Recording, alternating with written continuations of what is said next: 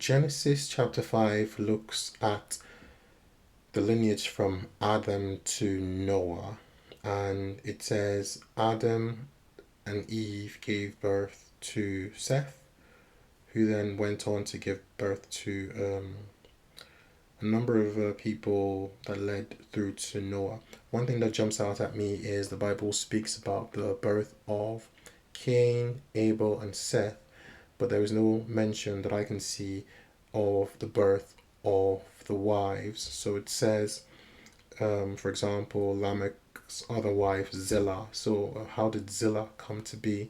Was Zillah made from the husbands, just as Eve was made from Adam, or is Zillah technically Seth's sister from the first two people? So that's not clear. Anyone that's got any additional information could please share that.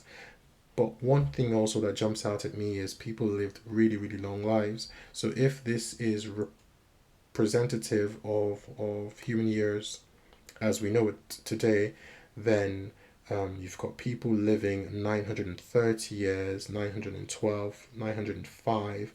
And actually, in this chapter, the person that lived the shortest, who was Enoch, was the one that was actually closest to God, because verse 21 says, Enoch lived another 300 years in close fellowship with God, and he had other sons and daughters. 23 said, Enoch lived 635 years in all.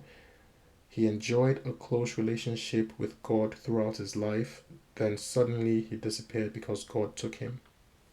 So the one person that's actually singled out for knowing God actually spent the least amount of time on earth, as is represented in this chapter, which is quite interesting when you think about the purpose of life itself and the reason why we're here.